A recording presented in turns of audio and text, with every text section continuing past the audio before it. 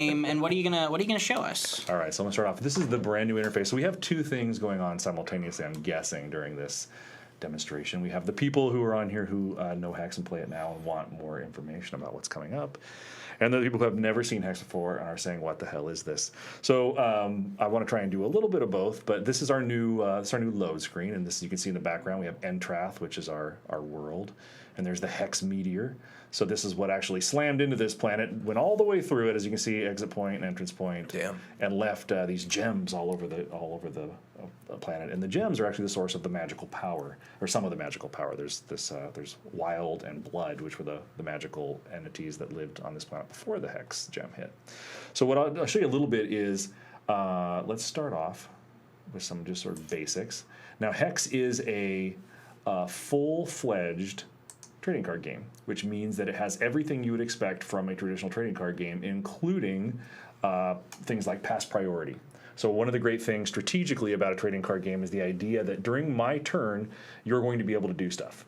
And what that means is that I'm going to use a card, and then in response, you can do something. And that creates what's called the chain. So chain strategy games are the ones where you can actually have pass priority.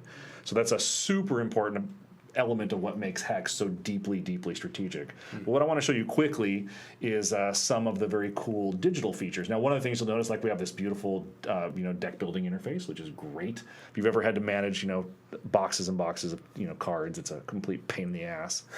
But some of the cool digital innovations, we have something like socketed cards.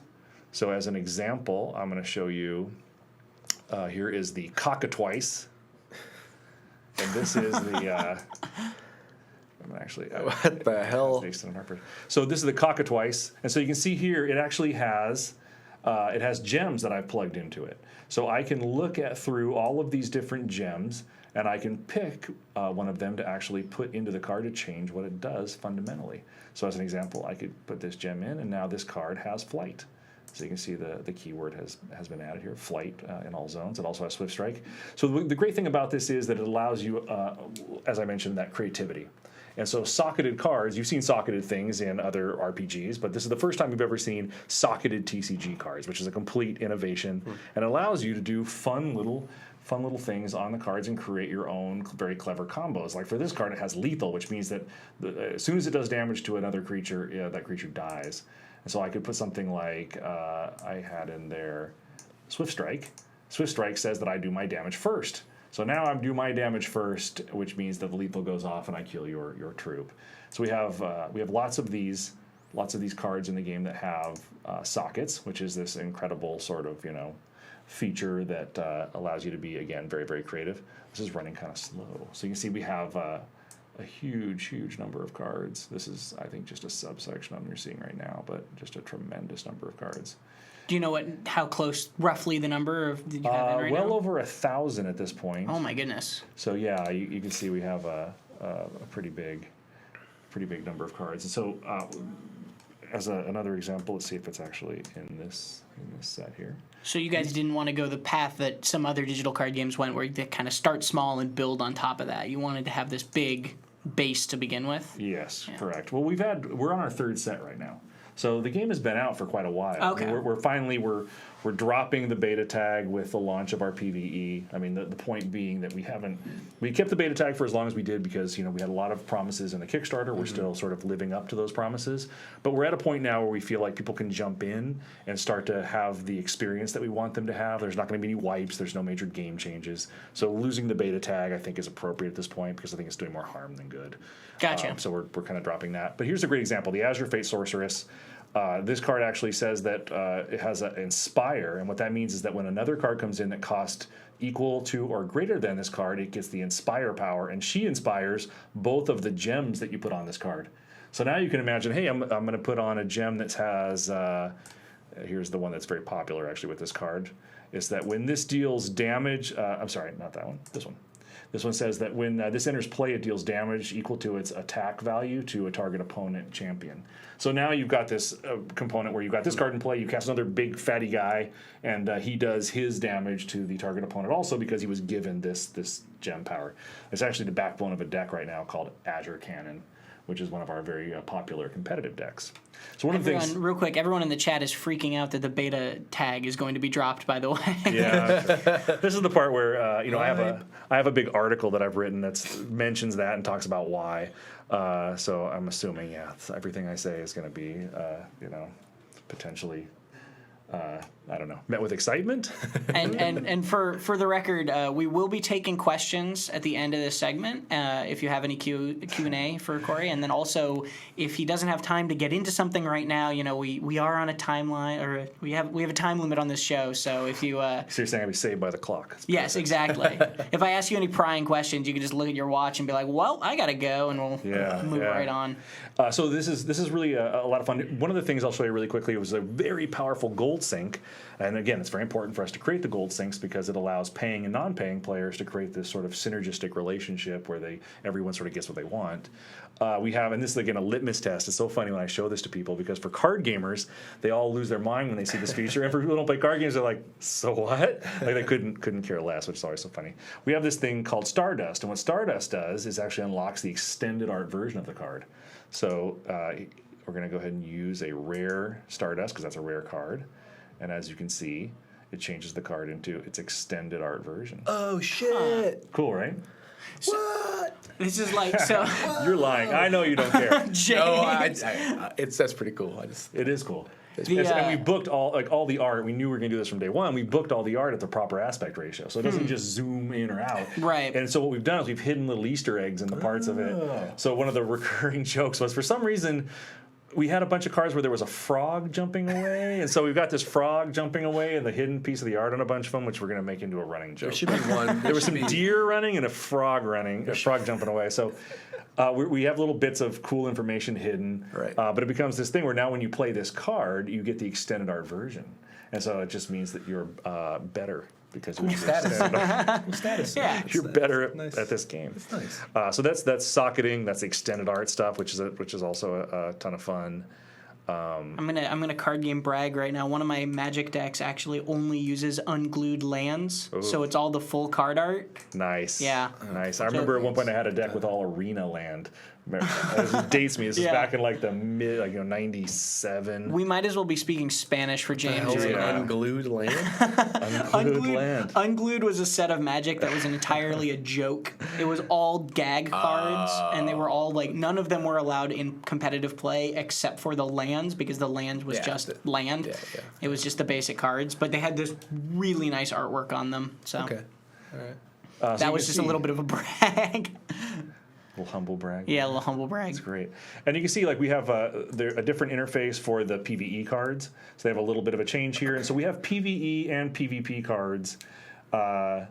And you can use PvP cards wherever you want, including competitive play. PvE cards can only be used in the PvE experience. So it's one of the ways that we sort of segregate the two sides so we can have the power level and also give them away for free and not have it hurt our economy, which is a very important part of it. So you can balance the PvE cards kind of to be stronger, right? Or we can give you the full range, Gotcha. and not be afraid that we've made a very powerful PvE card, which we need to be giving you as part of the awesome rewards. Yeah. That then becomes more valuable than the cards that people have bought for their collection. Yeah. So it's important to keep that balance in place because we want secondary market value to be a real thing in Hex, and it really is. We have cards that are worth $50, $60, $70. So I mean, real world money for these cards, and so we have to protect that, and that's very important. This is the closest digital card game I've seen to kind of capturing what Magic was all about and what it has. Obviously you guys, like you said, have done a lot of things that could never happen in a physical card game, like the sockets and that sort of thing and the permanents, but it really feels like you guys are adapting or sticking close to that, but very just one step farther, right? One big step into the digital world. I have no idea what that game is you're talking about. I meant that as a compliment, for the record, not as a how could you copy Magic? 'Cause I think every card game at this point owes something to Magic. I still have no idea what you're talking about. All right, so here we have a card, for as an example, Bloodlust, and this says, orcs you control have speed. Oh, that's a cool card. So one of the things we've also done is that all of the cards can have up to 2 pieces of equipment. And so you can imagine, like the socketing, you have equipment you can wear that actually changes what the card does. So in this one, as an example, we have the Banner of Blood, and this is a trinket slot item, and your Bloodlust have now, when an orc you control deals damage to a champion, that troop gets, this deals double damage. So now all of your orcs are dealing double damage because you're wearing the trinket Banner of Blood. And so every time you use that card, you get that advantage. And there's also another one here. Oh, look, we can wear the Bloodlust Invokers. And your Bloodlust have, when this enters play, each orc in your hand gets cost -1. Oh, that's cool too. So you've got all these really fun sort of interesting play-arounds, build-arounds that we put into the equipment system in the game to, again, give you such a deeper sandbox experience. I'll tell you, there is, and again, I apologize for the people that have heard me talk about Hex infinitum ad nauseum. There is nothing like it. There is nothing like this game. We've had to invent entirely new ways to play, new systems. It's been a complete pain in the ass to design and figure out how to make all this stuff lock together into a perfect clockwork.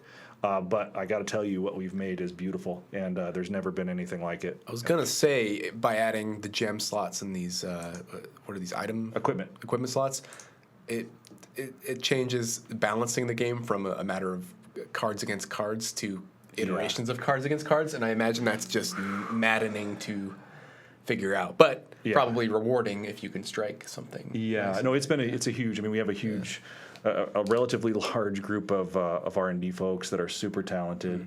They spend a ton of time. We've got some very, some amazing people. And, when it comes to the PvP side, we spend a lot of time balancing that. PvE, we spend a lot of time balancing that too. There's going to be mistakes, but, on the PvE side, it's fine to fix that stuff. PvP, we will never change a PvP card. We've made that decision. We will only ban it. We had our first card that we banned recently, actually. We banned a card, and our commitment to the secondary market and to people's collections means that changing the cards sets a bad precedent. Yeah. And so what we'll do is we'll ban cards, which sounds like it's worse, but it's actually not, because we're very good at designing and balancing cards, and so we're very careful about using that ban. When it comes to the PvE side, we're going to be a little more flexible because there's so much content and so much going on that there will be mistakes, and we don't want to trivialize that content. So we will change stuff. And that's also important for if somebody spends $60 real on a card and then suddenly it's nerfed and it's worthless now. Like that would be enraging probably as that player. Somebody was freaking out about the Fennec in the corner there. I don't know if you're allowed to click that one, but Sure. It's cute. I'll give you a spoiler. It has the funniest audio. We have actually a really great audio team. We have one gentleman and another one that works remote. I don't know where they found this Fennec Fox sound, but it makes this little like weird little. But I think it's actually what a Fennec Fox sounds like. So it's pretty funny. Like all the different cards have different sounds they make, so we actually sound design against the thematics of all the cards, which is very fun at times to figure out. Like, well, what does a Gobbleglade Witch sound like? Like that's a fun part of the job. So, are you nervous at all about like these slots on slots and like cards with slots and all that sort of stuff making like the game kind of not readable for a new player at all? Like, because if you see a card art, right, if you see the Fennec Fox, but then it does something different than the first time you saw it, like is that, how much was that a concern of yours, I guess? It's a concern, but the key is to slowly turn the heat up on the pot, right? Mm-hmm. Like once you jump into Hex, I mean, we've done a very poor job, I think, in the beginning here to sort of bring that new player in. Our onboarding process is miserable; it's the worst. And it's sad because we have this beautiful mansion, and in front is a rickety set of stairs with a bottomless pit under it, and it's got holes. So the people who have jumped and made their way over the stairs get in the mansion are like, "Oh my God, this is beautiful! I love it! How could I not have been here sooner?" But unfortunately, lots of people are falling through the stairs getting there. So what we're doing with this PvE launch is we've redesigned the entire beginning onboarding process, and we're trying to make it something that doesn't dissuade a player from sticking with it and playing. We've got a tutorial that's going to be really great. We got the ARP PvE experience, which actually sort of slowly builds you into it, shows you what different cards are, gives you cards. So there's a bit of a slow build, I think, that overcomes some of what you're talking about. But ultimately, you know what? I wanted the ability to be super creative when it came to building those decks, building those cards, and it was just part of it. It was just a price you had to pay. But you're correct. There actually is something to that. This deck is invalid. It has 2 cards in it. Yes, I am aware. It's not going to get you far. No, my 2-card Azure Fate Cockatrice deck is probably not going anywhere. I don't know if this is loading or if it's just... okay. So I want to show you the store real quick. We've done a great job, I think, making this the most beautiful TCG that's ever been created. I'm going to show you all that we sell, and we've made a commitment. All we're going to sell is starter decks and booster packs. That's it. So we're not going to sell all the other little bits and pieces. Those are things that you earn from playing the game. So stuff like sleeves and the PvE cards and equipment and all that. Mercenaries, which I haven't even talked about yet. And when you say sell, you mean with real money? Real money. Okay. So the only things you buy with real money are the booster packs and the starter decks. Everything else you can sort of earn in the game. This is Kismet. This is our Primal of Luck. And this is Kismet's Altar. And this is where you actually get to open up packs of cards. I imagine the people that love the game are sitting on the stream right now saying, I know all of this. Show me something else, you son of a bitch. So I'm going to show you, you drag a pack of cards into her altar. I'm trying to get you new players. That's what I'm doing. I'm showing them all the cool stuff. And so you see all the cards fly out. Our connection's a little wonky, but you see all the commons, all the uncommons, and then it glows either blue or red. Blue if it's a rare, red if it's a legendary. And then you click on that, and it reveals to you the Incantation of Fury. Okay. It could have been more exciting. Remember I opened up the first pack I opened? It was Urnaz. It would have been so perfect. So one of the great things about this is you also get a chest in every pack. So I thought, it's a digital pack. Pack opening is such an important part of a TCG experience. Ripping open, hearing the crinkle, smelling that fresh inky. I love it. So I tried to think, how could I make the pack opening experience as exciting as possible? I thought, well, I could just put more shit in there. So you actually get a treasure chest in every pack, and they also have levels of rarity. And then you actually get to use gold to spin the wheels of fate and win other stuff. So I built in a way to... So it's like a jukebox or a slot machine. It's like a jukebox. I like that first one. Yeah. It's not like a slot machine at all. So you win. I won the ability to spin it again for free. And so you can actually win more packs of cards. You can upgrade your chest. You can win sleeves. There's all kinds of stuff that you can win spinning the wheels of fate. Again, another very good gold sink, and one of the ways that we make gold actually valuable. So when you say gold sink, what do you mean by that? Ways to spend gold. So exciting, sexy, 1,000 boner ways to spend gold, so that gold actually has real value. And so we've run out of ways to spin this. So I'm going to go ahead and open it, and then these chests can be, again, just about everything, including another pack of cards, mercenaries, sleeves, PvE and PvP cards. This case, we got a rare Stardust. Okay, that's pretty cool. Got a rare Stardust. Awesome. And so this is all from just one pack that you opened. All from one pack. Here's a legendary. You either would have paid real money or sold in-game assets to get platinum, which is the paid material. Correct. Okay. So I'm spinning on this legendary chest now. Let's see what we get here. And legendary chests can actually be spun and upgraded to the primal chest, and it's the only way to get one. We did not, because we are not. Kismet does not love me right now. And so I've opened up this legendary chest, and let's see what I get. And the legendary chests actually have 2 items in them. And so in this case, look, I won another pack of cards. So it's like an Inception. I started the whole process over again, which has another chest inside of it.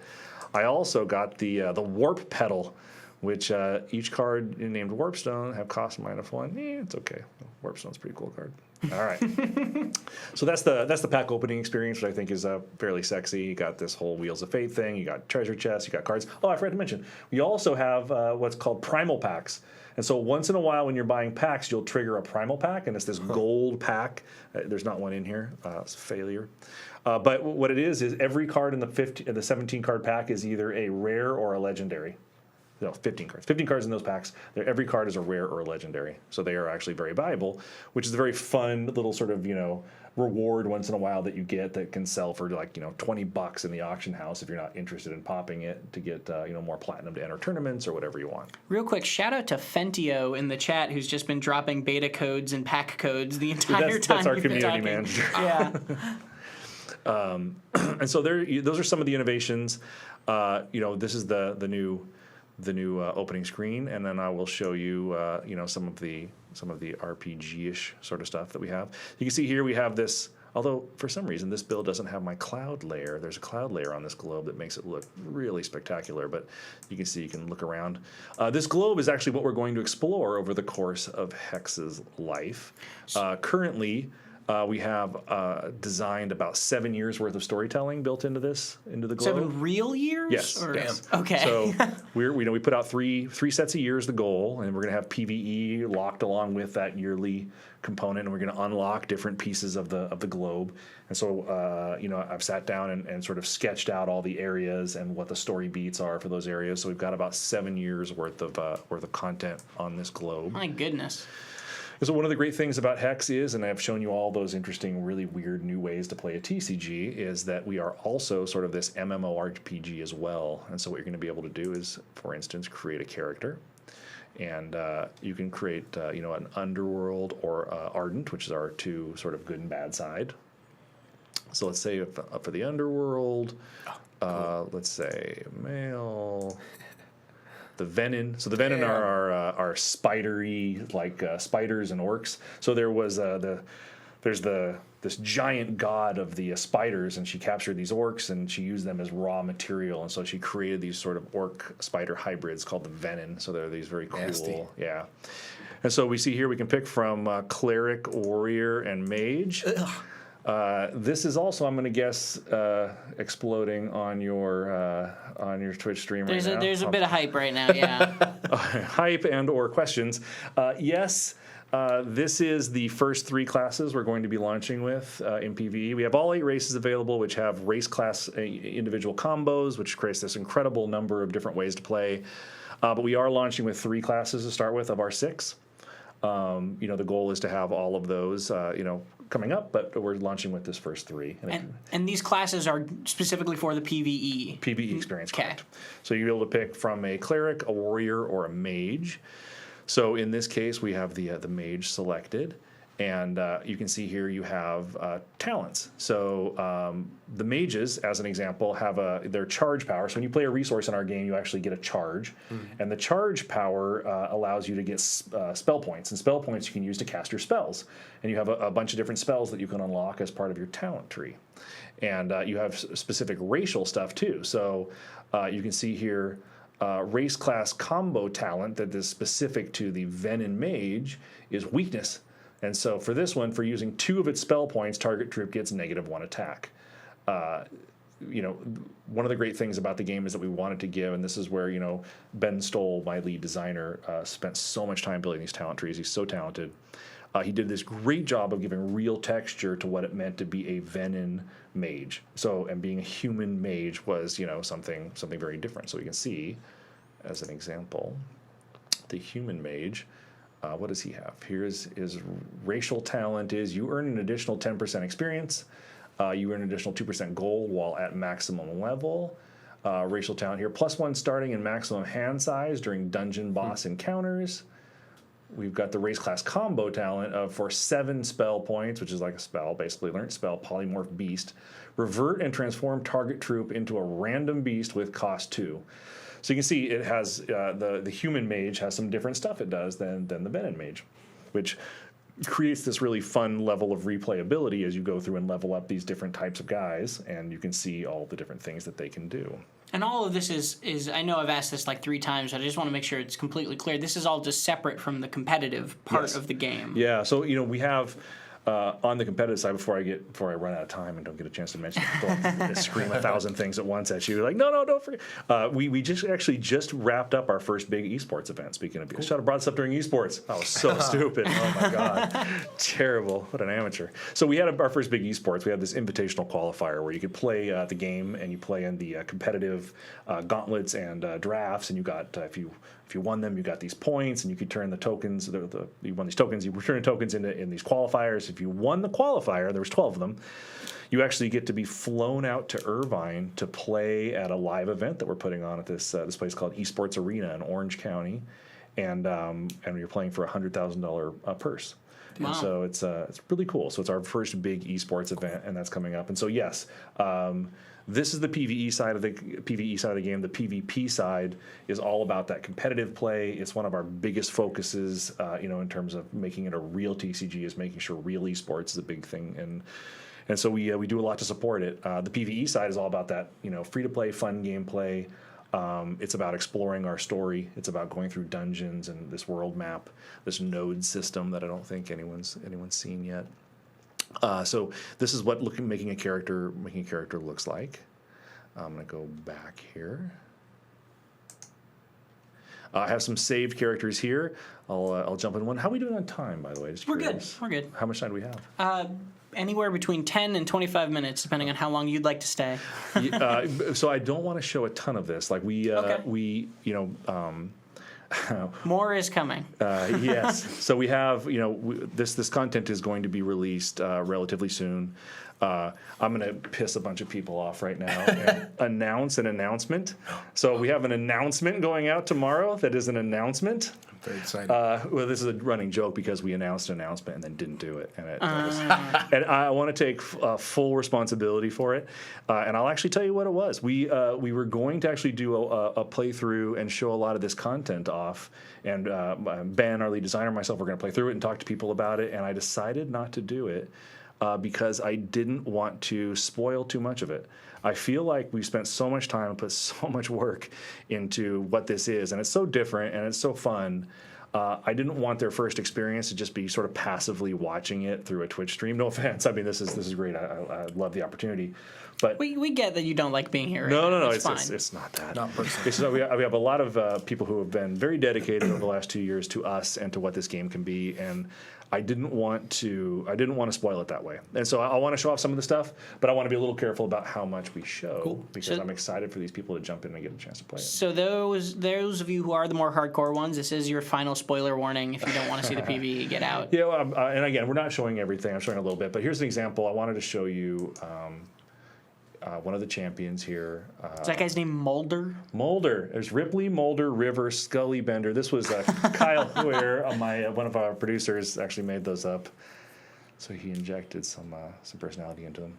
So actually, you haven't even seen the gameplay itself. I wonder if this is loading a battle right now. These saves are all in different places, so let's see what comes up here. Gotcha. Or if anything comes up at all. Those of you listening quietly on iTunes, we are jumping into a PvE section. There's an amazing screen right now. Some of the most visually stunning graphics imaginable. I can't believe Black on black. It's a lot of nudity. So you can see here we have this globe, and you can see a lot of the checkpoints have been sort of explored. Oh wow! So there's there's the whole map. Yes, it's the whole map. Yeah. And so you're eventually going to, and this is all Tyler, our art director, modeled and painted every inch of that damn map. So as you explore this thing, it's incredible. But I wanted to show you here we have the card manager that's part of the campaign. So there are so many things that going into making a campaign work. When it comes to stuff like, hey, how do you balance campaign encounters if I have access to every card in the game? Why don't I just take all of my legendaries and blow through all of this content? These are all the sorts of things in terms of challenges that we had to overcome. And so we have some really clever ways that we've done that.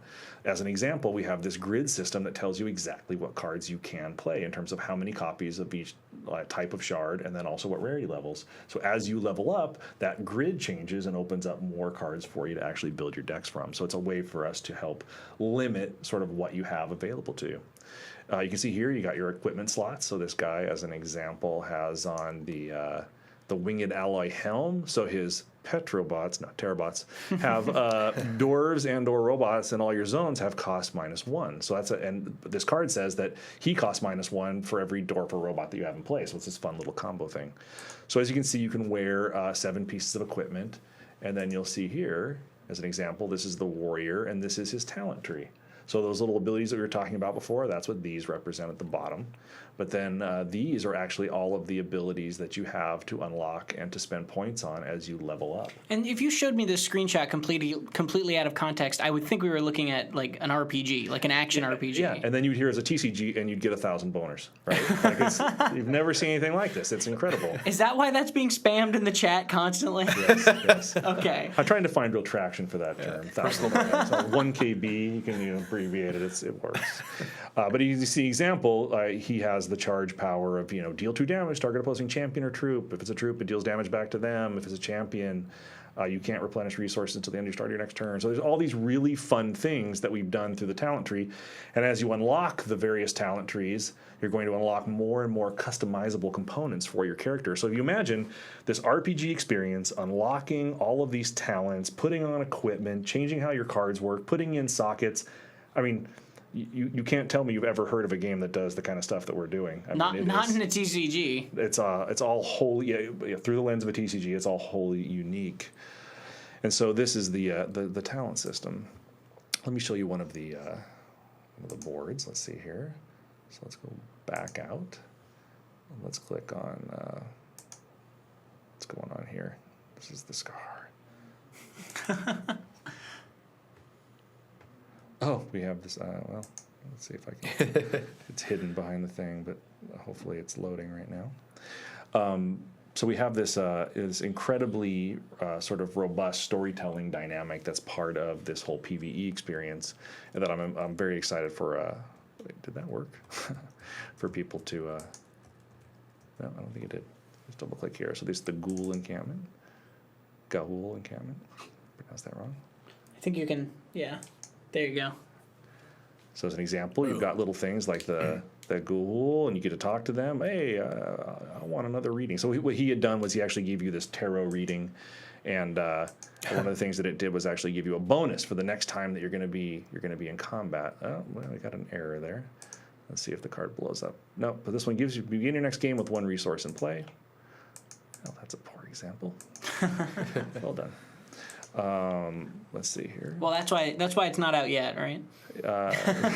You're still working on it. Yeah. So here's an example. Okay, so Pale Moon, I'm going to go ahead and go into a fight with Pale Moon, and I think this is going to show off our Mesa battle board, and you can see exactly how beautiful Hex is in terms of its graphical interface. One of the things that we pride ourselves on is that we're trying to, sort of raise the bar in terms of how beautiful a TCG can be. Everyone's spamming error confirmed in chat now, so. Error confirmed. Confirmed new card. Error. It's a little OP. We're probably going to have to nerf it.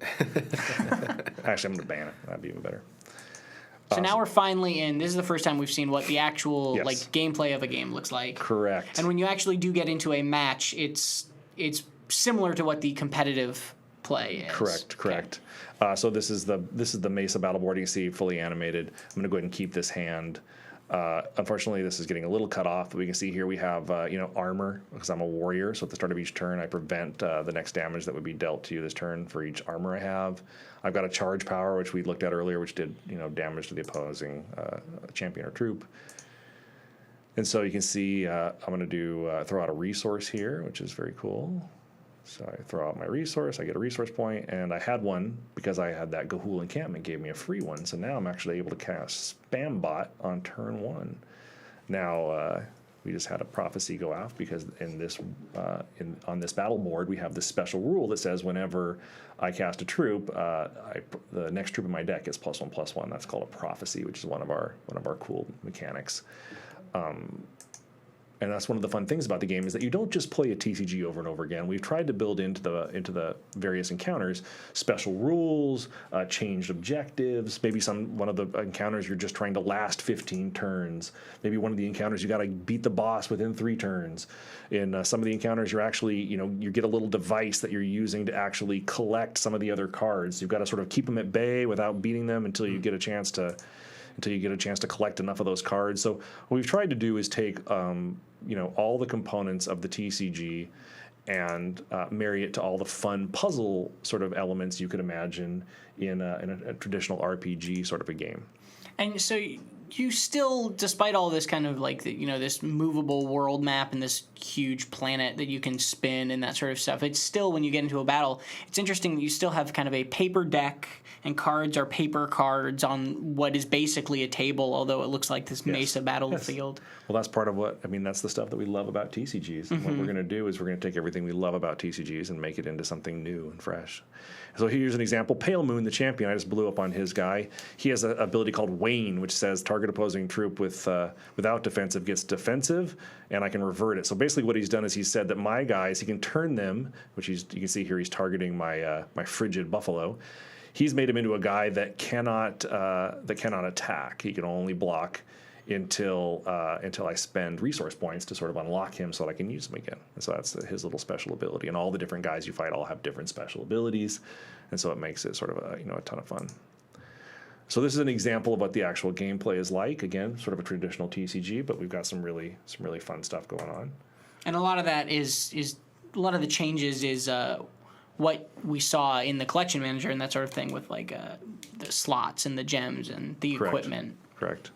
And so I want to show you also very quickly here. So you just conceded so we can show some more stuff there. Exactly. Not because it was hopeless. He had me beat. There was nothing that I could do.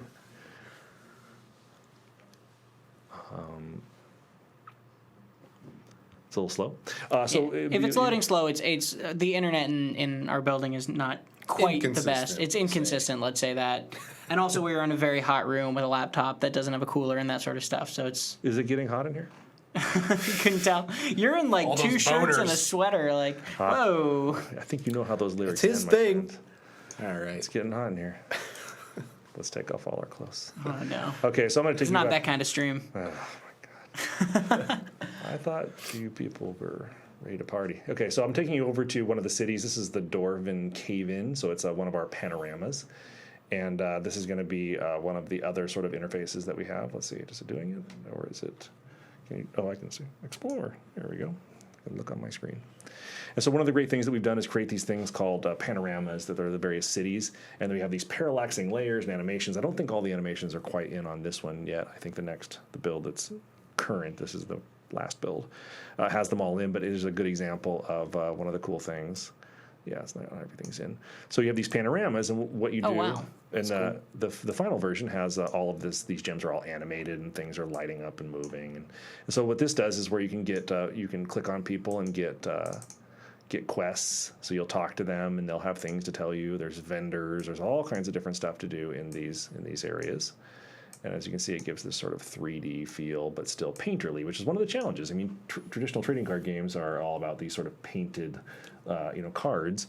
And one of the things we want to do is say, how do we translate that painted feel into an immersive sort of 3D-esque world? And that's been a big challenge, but something I think we've done a very good job of in terms of making it look very, very cool. And you plan to add kind of more basically campaigns and more worlds with each of those expansions you were mentioning where you're going to try to do 3 a year. Yes. Well, those are the expansions that are PvP sets. Oh, okay. So those are like the 3 sets of cards a year. Yeah. And then with those, sort of in between those, with those, all around those, there'll be PvE sort of hitting on its own pace. But eventually it'll all sync up, and then when we go to new parts of the world, the theme of the PvP packs will be related to the themes inside the PvE experience. Right. So that stuff will all link up eventually. Right now we have our first big PvE launch. And we have lots of stuff in it, lots of stuff to explore. But as we keep going, we'll put in more and more and more. We have a lot of stuff that we've sort of talked about via the Kickstarter in terms of features, including something that I didn't mention before, which is Mercenaries.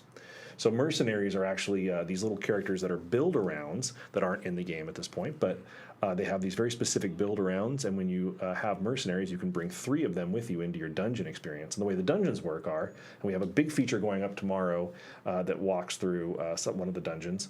The way the dungeons work is that it's a series of encounters up to anywhere from 5 to 15 or maybe even more encounters in a row. You bring 1 deck with you, and then you have to beat all of those, and you have 3 lives. And so as you go through it, if you lose a game, that's losing a life, and if you lose all 3, then you're kicked back out of the game. One of the great things about the Mercenaries is they're going to come with you, and they actually add additional lives to your attempts at the dungeon. And they also have passive bonuses. So while they're alive, they haven't been beaten. They give you passive bonuses for your main champion. And they also have these really great build arounds. There might be one like Zoltag, who's an orc, and he says, all orcs in your deck get +1/+1. And his ability is that if you spend charges, you can summons, you can give target orc +5 attack or whatever it is. Which would be terrible for a player, for a player character, because I can only play orc cards. It makes no sense. But it's great as this one-off sort of build around. It gives you this really new way to be creative in terms of building the deck around that sort of design parameter, which is what the Mercenaries do in a very cool way. Cool.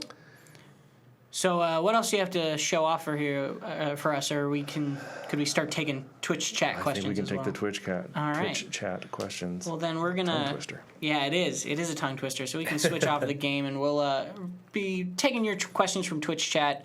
If you are watching on YouTube at youtube.com/PCGamer or on our iTunes podcast or on the site or wherever.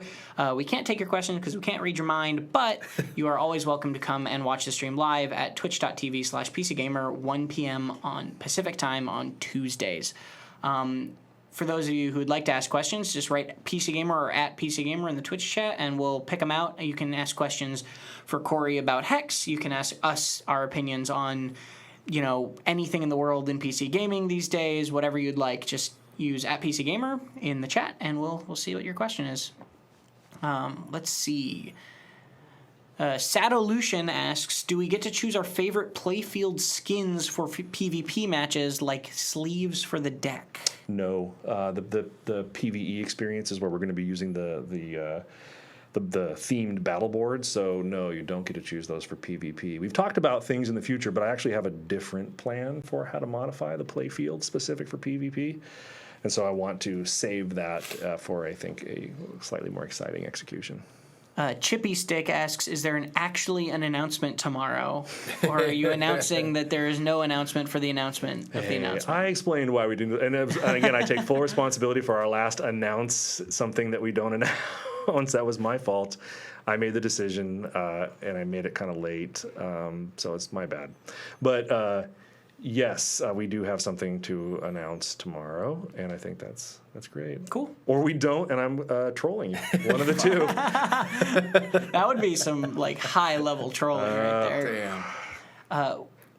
Zophie Winters asks, how is the progress coming on 2v2 and other multiplayer formats? Not at all. That's something that's a little ways away.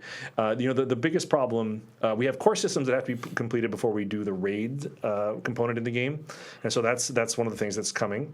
2v2 has its own unique problems that we still have to overcome.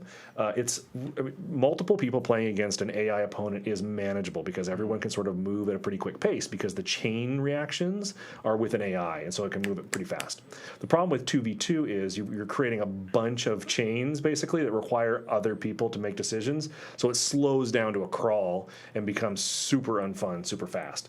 So we're trying to figure out other ways to have a multiplayer experience that is actually enjoyable, and the raids is a big part of that. We have a thing in the game that's going to be in the future called raids, where you actually get to play against a raid boss, an AI opponent, and you and two of your friends, like the three of us, we could sit together like this in this hot room, and we could play against a dragon, which would be thematically correct because it feels so hot and humid in here.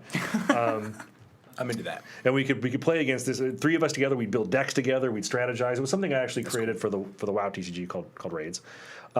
We'd all strategize together. You have a deck that's healing guys, and I have a deck that's doing a bunch of damage, and then we'll solve the puzzle of that raid boss. So that's something that's coming up. That's going to be the really cool multiplayer component in the game. Cool. Malikari asks, do you have a release date? Soon. And I know there was a drinking game people were talking about, so I could say soon a bunch of times, and soon they'll all be dead from alcohol poisoning. Oh, God. Our Kickstarter cards, Rendicor asks, are Kickstarter cards coming to PvE launch? We have... and maybe you can explain what that means. So... we had a Kickstarter, yes. And it was very popular. And we had lots of stuff in the Kickstarter, and we are still giving those rewards out. As we sort of grow the game, it unlocks different pieces of the Kickstarter promises that we can sort of give to the players. I'm not sure. I know we've talked about some of this stuff, but I'm not quite sure where we are in terms of actually delivering some of that stuff. I know it's very soon, but I'm not sure if it's with this patch or coming as a small patch pretty quickly after that. So I'm not quite sure where we are. Cool. Mr. Rollup asks, hey, Cory, do you have a plan for Spectator mode to extend esports hype? Yeah, that's one of the things that we definitely want to do. I mean, there are a few different things that are... I mean, we've been so focused on PvE right now and trying to get the campaign... You can see how... I mean, we didn't show you a ton of it, but it's very, very deep. There are a lot of core systems. There's a big difference between making a core system, which is like crafting a bucket, as opposed to just pouring stuff into a bucket. Pouring stuff into a bucket is a lot easier than crafting that bucket. I'm here to tell you. So we've been doing a lot of bucket crafting. The foe... It's one of the best analogies for game making I've heard in a long time. I have better. I have a lot better than that. There's an acorn and a race car and making a cake and a sausage factory. So there is a lot easier to make that content you're pouring in than the bucket. We've been so focused on making buckets right now. that for the PvE, that some of the other stuff for PvP has sort of been the coming soon. One of the things that we want to do in the relatively near future is spectator mode, and we also want to get our player rankings component in, which is also going to be very exciting for people. Shu Kadaj asks, did you notice Cory trolling you earlier? No, I didn't. When was that? What? It's been nothing but cordial. Candor. I've been playing footsie with both of them the whole time. You can't see that, but some long legs. Long legs. Oh, 4 feet away. Long, from weird, multiple knees. What do you mean legs? Yeah. OP is OP asks, so can characters perma-die in campaigns? No.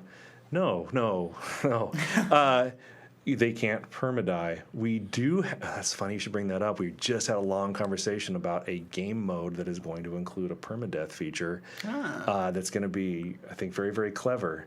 Ben had some really neat ideas, and so that's funny. That should be brought up. We have a conversation just about that. But no, in the regular PvE that's launching, you can't perma-die. A couple of people asking if there's a max number of character slots. I think it's 10. I think we're starting off with 10 character slots. Okay. And then, oh man, these questions are moving quick, so I apologize. I'm sorry. A couple of people asking any news on double backs, and maybe you can explain what that is too. The double back. So this is another one of the everything in the kitchen sink features that I sort of dreamed up for a digital TCG. The idea is, and I give you the pitch, a card, you flip it over, it's got a back. You flip it again, it's got a double back. What?